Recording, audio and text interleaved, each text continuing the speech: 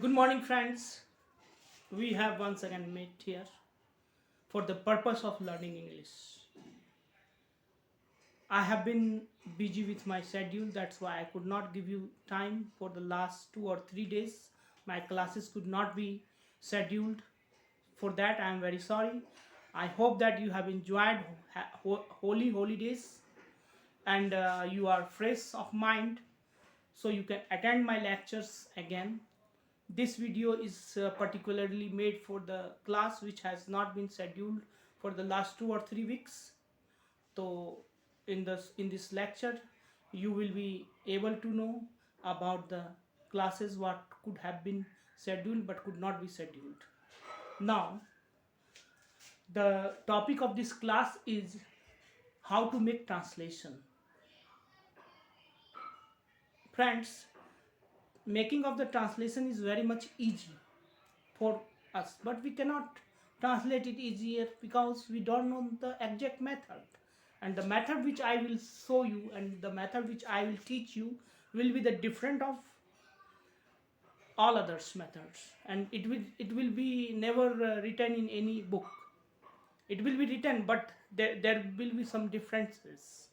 I will teach you the translation in a scientific way, how to make translation in scientific way. This is the motto of my class, and I will teach you, and in the next 1 hour I will teach you how to make translation. First of all,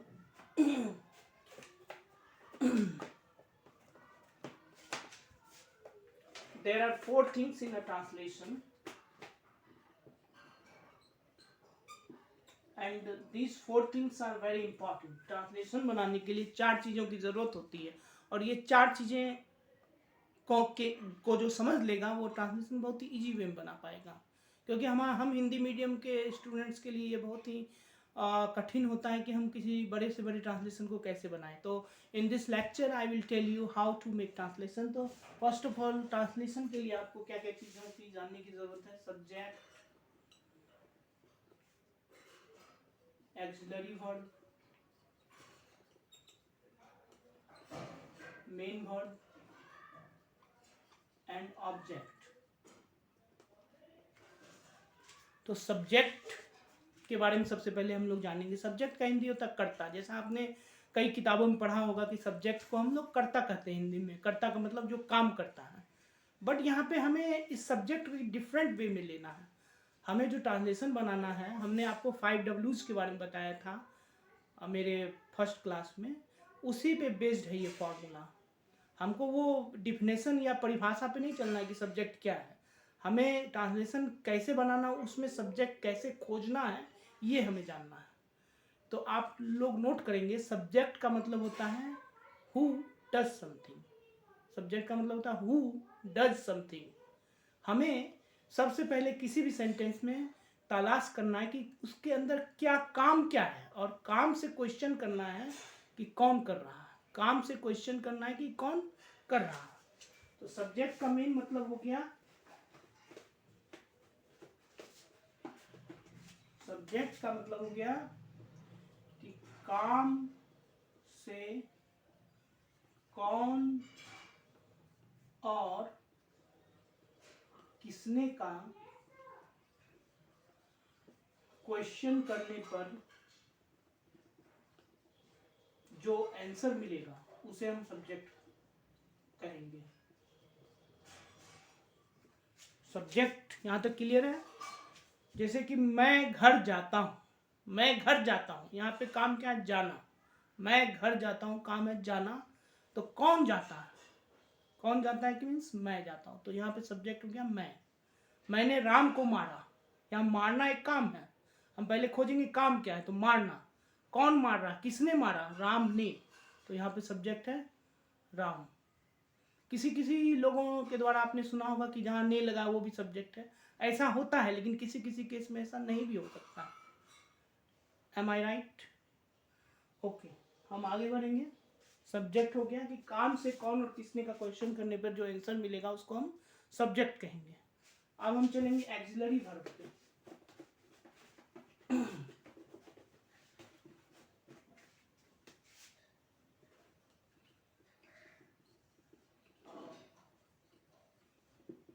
axillary verb जो हैं वो किसी भी sentence को translation बनाने में मदद करते हैं। एक्सिलरी मीन्स होता है सहायक क्रिया।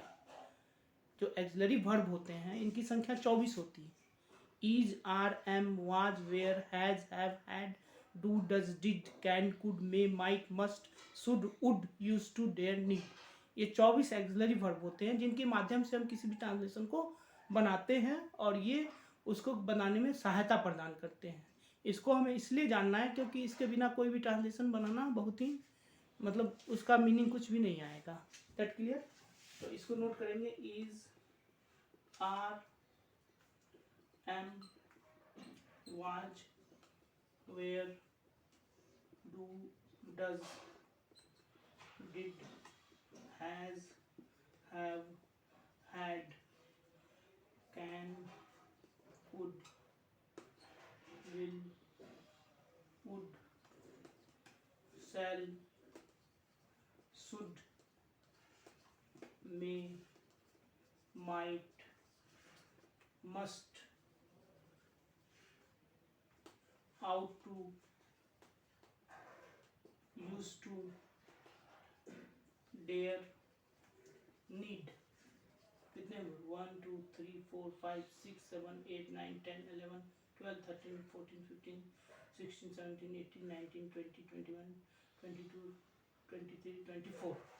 ओके, तो 24 एक्सिलरी वर्ब होते हैं। जैसे कैन जो है सकता है के लिए लगता है, कुड सकता था के लिए लगता है या सका के लिए लगेगा, शुड चाहिए के लिए लगेगा, मस्ट अवश्य चाहिए के लिए लगेगा, हैज हैव जो है चुका है चुकी, जो हम जब टेंस पढ़ेंगे उसमें पता चलेगा टेंस में। तो मैं ये सभी एक्सिलरी वर्ब के बारे में आपको बताऊंगा, लेकिन इससे पहले हमें अब जानना है मेन वर्ब। सब्जेक्ट हमने जान लिया कि who does something is called subject, मतलब जो काम करता है उसको हम सब्जेक्ट करते हैं। काम से क्वेश्चन करना है कौन और किसने का। अभी हमने एक्सिलरी वर्ब जाना है। एक्सिलरी वर्ब किसी भी सेंटेंस को बनाने में मदद करते हैं, सहायता प्रदान करते हैं। इनकी संख्या 24 होती है। Is, are, am, was, were, has, have, had, can, could, may, might, do, does, did, will, shall, would, should, can, could, ये ought to, used to, dare, need, ये सारे 24 एक्सिलरी वर्ब होते हैं जो मैंने नोट भी कर दिए हैं। अब जो है हमें ये जानना है कि मेन वर्ब क्या है।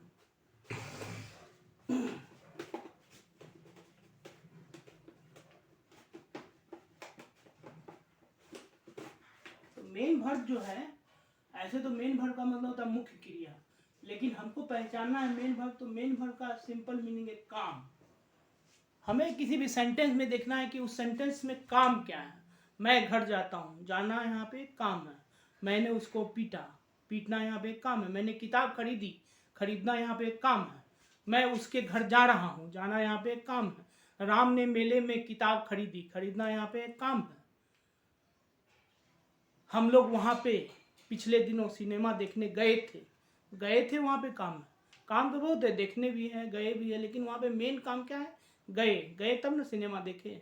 तो पहला काम है जाना तब देखना। तो जो मेन काम है उसी को हम लोग मेन वर्ब कहेंगे। और ये मेन वर्ब जब आप पहचान लोगे तो आप सब्जेक्ट भी पहचान लोगे, क्योंकि हमें काम से क्वेश्चन करना है कौन और किसने। मैं एक बड़ा सेंटेंस दे रहा हूँ, उसमें एक एग्जाम्पल के द्वारा बताता हूँ। आकाश में कई तारे रोज टिमटिमाते हैं। तो सबसे पहले हमें देखना है यहाँ पे काम क्या है। काम है टिमटिमाना। टिमटिमाना यहाँ पे एक काम है। कौन टिमटिमाता है? कई तारे। तो कई तारे क्या है? सब्जेक्ट है। Is that clear? अब हम लोग आगे बढ़ेंगे ऑब्जेक्ट के बारे में।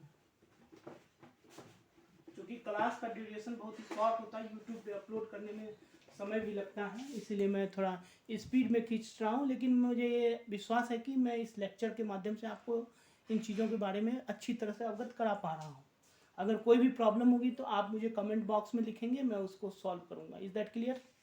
Now the object. ऑब्जेक्ट का हिंदी होता है कर्म। जब हम लोग कारक पढ़ेंगे हिंदी में तो उसमें एक आता है कर्म, उसी को इंग्लिश में हम लोग ऑब्जेक्ट करते हैं। ऑब्जेक्ट का जो परिभाषा होती है वो होती है जिसपे क्रिया का फल पड़े। ये सब चीज़ें जो होती है ना इतनी कलिष्ठ होती हैं कि लोगों क्रिया का फल पड़े जो है, ये चीज़ें जो है सभी को समझ में नहीं आएगी। इसलिए मैंने ऑब्जेक्ट का एक डिफिनेशन ये बनाया है कि काम से क्वेश्चन करना है किसको, काम से क्वेश्चन करना है किसको,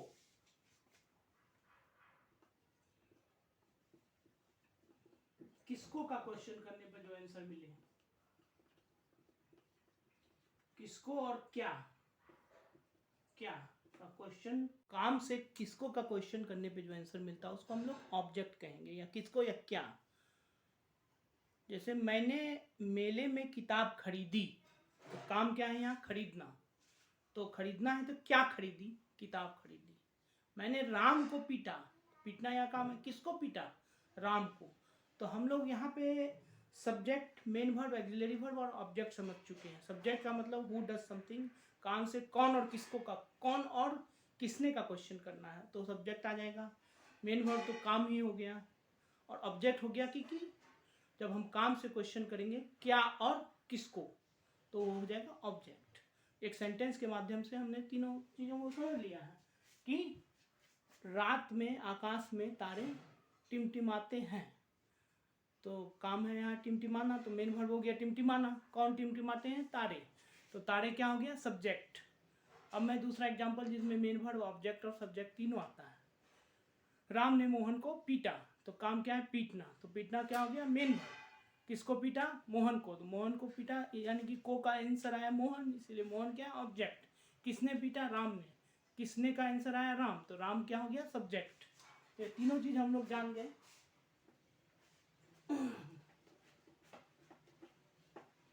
अब चूंकि मेरा ट्रांसलेशन बनाने का तरीका बिल्कुल ही अलग है, इसको आप किसी किताब में ढूंढोगे तो सोचोगे कि मैं गलत पढ़ा रहा हूँ, लेकिन ये एक साइंटिफिक वे है जो कि आप जब समझ जाओगे तो आपको आसान लगेगा। इसलिए आसान बनाने के लिए मैंने एक फॉर्मूला बनाया है। This is not approved by grammarian, but it is a formula which can make you fluent in English, because you can easily translate and you can speak in English very well. तो देखेंगे हम, सकता है में कौन सा auxiliary verb लगता है, कैन। तो हमारा फॉर्मूला है अफर्मेटिव सेंटेंस के लिए, अफर्मेटिव सेंटेंस उसको कहते हैं जिसमें कि क्या और नहीं ये सब नहीं होता है। सिंपल सेंटेंस जिसमें नहीं भी नहीं रहेगा और क्वेश्चन भी नहीं रहेगा उसको अफर्मेटिव सेंटेंस कहेंगे, और जिसमें आदेश भी नहीं रहेगा। तो जैसे मैं किताब खरीद सकता हूँ, ये सेंटेंस है, और हमारा फॉर्मूला है subject plus auxiliary verb plus main verb plus object. ये हमारे अफर्मेटिव सेंटेंस को बनाने का फॉर्मूला है, subject plus auxiliary verb plus main verb plus object. तो सब्जेक्ट ढूंढने के लिए पहले हमें क्या देखना है, काम, और काम यहाँ पे क्या है, मैं किताब खरीद सकता हूँ, काम क्या है, खरीदना, काम क्या है, खरीदना। तो हमें काम मिल गया खरीदना। मैंने काम से क्वेश्चन करना है कौन और किसने, कौन किताब खरीद सकता है, तो कौन खरीद सकता है, मैं किताब खरीद सकता हूँ, तो मैं यहाँ हो गया सब्जेक्ट, मैं का इंग्लिश होता है आई। ऑक्सिलरी वर्ब के लिए यहाँ पे हमें सेंटेंस के लास्ट में देखना है। ऑक्सिलरी वर्ब को पहचानने के लिए सेंटेंस के लास्ट में क्या है, सकता है। तो सकता है के लिए ऑक्सिलरी वर्ब हमने बताया कि कैन लगेगा, सकता है के लिए ऑक्सिलरी वर्ब लगेगा कैन, तो I can. Main verb means होता है काम, मेन वर्ब मीन्स होता है काम, तो काम क्या है, खरीदना, खरीदना का इंग्लिश होता है बाय या परचेज, तो आई कैन बाय। ऑब्जेक्ट, क्या खरीद सकता है, किताब, क्या का क्वेश्चन करने पे जो आंसर मिले उस ऑब्जेक्ट करेंगे, तो क्या खरीद सकता है, किताब, तो I can buy a book. क्योंकि यहाँ पे बुक का नंबर नहीं लिखा है तो एक ही बुक है, किताबें नहीं लिखा है इसीलिए किताब में तो अ बुक हो जाएगा। Is an article which will be taught in the next class और after next class. All the topics will be covered in my all the classes, and this class is meant for the purpose of your learning only. It is not the purpose for earning money, so don't take it कि I am here for earning money. Okay, तो ये हम लोग समझ गए, मैं किताब खरीद सकता हूँ, I can buy a book, subject plus auxiliary verb plus main verb plus object। अभी एक दूसरा सेंटेंस का एग्जांपल देखेंगे हम लोग। फॉर्मूला हमारा आप लोग नोट कर लीजिए, फॉर्मूला है subject plus axillary verb plus main verb plus object. ये शॉर्ट में लिखा है मैंने, एस सब्जेक्ट हो गया, ए भी एक्सिलरी वर्ब, एम भी main verb, O for object. तो इस फॉर्मूले के आधार पे मैं एक ट्रांसलेशन लिख रहा हूँ मैंने यहाँ पे, राम को उसके भाई ने एक किताब दी। क्योंकि ये एक सेंटेंस जो है टेंस पे आधारित है तो इसको मिटा दे रहे हैं। राम को उसके भाई, राम को उसका भाई, इसको मैं मॉडिफाई कर दे रहा हूँ, राम को उसका भाई एक किताब दे सकता है, मान लो ऐसे रहेगा। टेंस जब हम पढ़ाएंगे तो उसका फॉर्मूला थोड़ा सा चेंज होगा। तो राम को उसका भाई एक किताब दे सकता है। तो यहाँ पे हमको पहले सब्जेक्ट खोजना है। सब्जेक्ट खोजने के लिए हमें काम दिखना है। काम क्या है? काम यहाँ पे क्या है? दे सकता है। तो देना, देना क्या है? काम। तो देना का इंग्लिश क्या होता है? गिव। देना कौन दे सकता है? सब्जेक्ट से हमको ऑब्जेक्ट मेन वर्ब से हमें क्वेश्चन करना है कि कौन दे सकता है। कौन का क्वेश्चन करना है, कौन और किसने। तो कौन दे सकता है? राम। तो राम हो गया सब्जेक्ट। नहीं सॉरी, कौन दे सकता है? उसका भाई। देखो मैं भी कंफ्यूज कर गया, इसलिए आप भी कंफ्यूज कर सकते हो। मैं चूंकि इधर ध्यान था मेरा, मैं कंफ्यूज किया, for that I am sorry. But आपको यहाँ ध्यान देना है कि कोई भी सिंपल आदमी इसमें कंफ्यूज कर सकता है, क्योंकि राम यहाँ पहले है, वो ट्रांसलेशन में लिख देगा राम, जो कि गलत हो जाएगा। कौन दे सकता है, मेरा फॉर्मूला जो है आप अगर ध्यान से पढ़ लोगे तो ये बहुत ईजी बन जाएगा। कौन दे सकता है? उसका भाई। कौन दे सकता है? उसका भाई। तो सब्जेक्ट यहाँ उसका भाई है, राम नहीं है। तो उसका भाई का ट्रांसलेशन यहाँ पे इंग्लिश क्या हो जाएगा? His brother.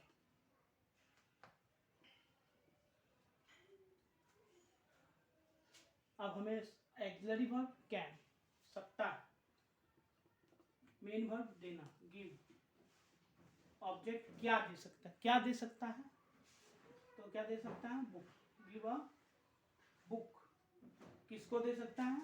राम को। कभी कभी सेंटेंस में दो ऑब्जेक्ट हो सकते हैं, क्या और किसको, दोनों हैं। तो पहले क्या वाले ऑब्जेक्ट को रखेंगे, उसके बाद किसको वाले ऑब्जेक्ट को रखेंगे। To Ram. His brother can give a book to Ram. Ram को उसका भाई एक किताब दे सकता है। His brother can give a book to Ram. या हिज ब्रदर जो है, या उसका भाई है, राम का भाई है कि किसी और का भाई है, हम नहीं जानते हैं, इसीलिए यहाँ हिज का ही प्रयोग होगा। ऐसे जब हम इनडायरेक्ट स्पीच और डायरेक्ट स्पीच पढ़ेंगे तो यहाँ पे, तो वहाँ पे ये जो है सेंटेंस का मीनिंग कुछ और हो जाएगा और वो चेंज हो जाएगा। तो राम को उसका भाई एक किताब दे सकता है। तो his brother can give a book to Ram, ये एक ट्रांसलेशन के माध्यम से हमने बनाया। जब स्पोकन इंग्लिश में कोई भी सेंटेंस बनाते हैं तो उसका मीनिंग क्या निकल रहा है उस पर बनाते हैं। जैसे राम को उसका भाई एक किताब दे सकता है, तो Ram's brother can give him a book, ये भी हो सकता है, लेकिन ये स्पोकन इंग्लिश है। But we are not learning here spoken English right now, so that's why this is a translation. So in this translation this can be made like this only. अब एक और सेंटेंस देखेंगे।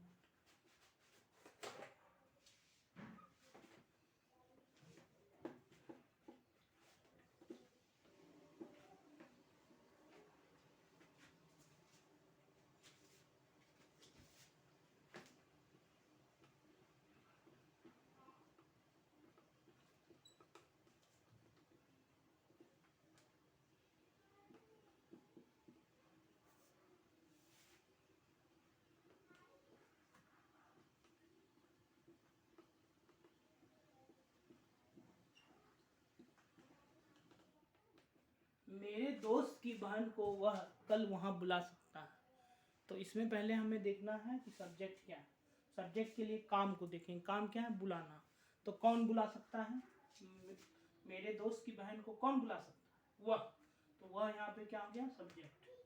वह है, वह क्या हो गया? सब्जेक्ट। तो सब्जेक्ट वह का हिंदी होता है, इंग्लिश होता है ही। एक्सिलरी वर्ब सकता है, कैन। मेन वर्ब काम। काम क्या है? बुलाना। बुलाना का इंग्लिश होता है call. He can call. Object क्या हो गया? किसको बुला सकता है, किसको नहीं। क्या बुला सकता है? मेरे दोस्त की बहन को या किसको, क्या और किसको, तो क्या और किसको में क्या तो आंसर आ नहीं रहा है, तो किसको आ रहा है, किसको बुला सकता है, मेरे दोस्त की बहन को। He can call my friend sister, friends पोस्टॉफी लगेगा sister,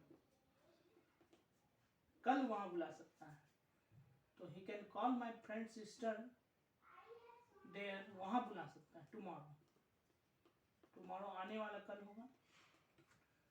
he can call my friend sister tomorrow, can call my friend sister there tomorrow, there means होता है वहाँ। तो यहाँ पे subject, auxiliary verb, main verb, object और जो बचे हुए चीज़ें हैं वो कॉम्प्लीमेंट कहलाते हैं। जैसे यहाँ बच गया कल और वहाँ, तो कल और वहाँ में पहले वहाँ आएगा तब कल आएगा, क्योंकि पहले वहाँ बुलाएगा, कब बुलाएगा, कल। यहाँ पे सब चीज़ जो है 5 Ws पे आधारित है। कहाँ, कहाँ का आंसर है वहाँ, कब, कब का आंसर है कल, सब चीज़ है। कौन का आंसर है ही। मैंने आपको 5 Ws बताया था। English is totally based on 5 Ws. Anything in this world is totally based on 5 Ws. Now I am summing up my class from here by ending this video, and I can very well understand that you may have some problem regarding this video. If you have any issue, then you can write in the comment box, and you can write in my personal WhatsApp who are attached with me on the Spark Spoken group. And if you have found something difficult to understand, you can share me without any hesitation. I am here with you, and I will be hoping that my videos will enhance your knowledge, and I will keep posted these type of videos in this YouTube channel also, and in the Spark Spoken group also. So if I have taught you anything which is not relevant, you just forget it, and what is relevant you just keep in your mind, because if you think about the wrong thing you cannot learn. If you think about the right, the positive thing, you can learn. Now thank you very much, have a nice day to all of you.